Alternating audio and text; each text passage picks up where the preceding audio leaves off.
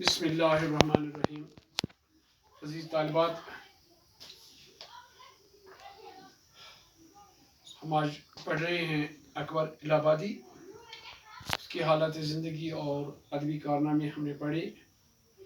آج آپ کی درسی کتاب پر اس کی ایک نظم ہے،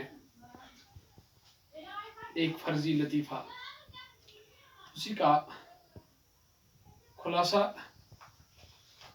آج ہم دیکھیں گے کہ شاعر نے نظم میں کیا پیغام پہنچایا ہے اور اس نظم کے ذریعے میں وہ کون سا پیغام دینا چاہتے ہیں۔ اکبر الہ آبادی نے اپنی اس دلچسپ نظم میں موجودہ زمانے کی حالت زار، غفلت اندیشی اور نالائکی پر طنز کے تیر برسائے ہیں۔ مسلمانوں کی موجودہ حالت دیکھ کر یہی کہا جا سکتا ہے کہ اب اس قوم کو تباہی اور بربادی سے بچانے والا کوئی نہیں ہے۔ یہ تو مانی ہوئی بات ہے کہ خدا اسی کو مدد کرتا ہے جو اپنی مدد کرتا ہے۔ مذکور نظم میں شاعر اپنی قوم کے نوجوانوں کو خوابی غفلت کی نیند سے جگانا چاہتے ہیں۔ اکبر اس نظم میں مسلمانوں کی محنت اور کوشش نہ کرنے کی عادت کو اپنے مخصوص شاعرانہ انداز میں پیش کرتے ہیں۔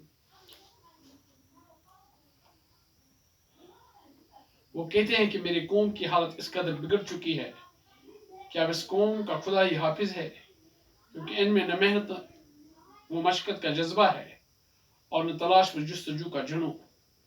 وہ فضول قسم کی باتوں میں اپنا وقت ضائع کرتے ہیں۔ شاعر نے اپنی بات میں وزن پیدا کرنے کے لیے وعظ اور نصیحت کے وجہ ایک فرضی لطیفہ پیش کر کے اپنی قوم کی آنکھوں پر پڑا ہوا غفلت کا پردہ ہٹانے کی کوشش کی ہے۔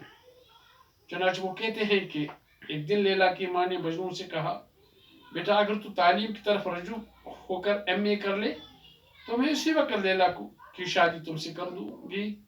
اس بات سے میاں مجنون کو بہت غصہ آیا اور لیلا کی ماں کو جواب دیا کہ وہ سچا عاشق ہے، اس کے دل میں صرف لیلا بسی ہے، وہ کوئی چرنداز نہیں جو کتابوں سے عشق کرے، اور اگر لیلا کو حاصل کرنے کی یہی شرط ہے کہ میں تعلیم حاصل کر ایم اے کر لوں تو میں ایسے عشق سے باز آتا ہوں۔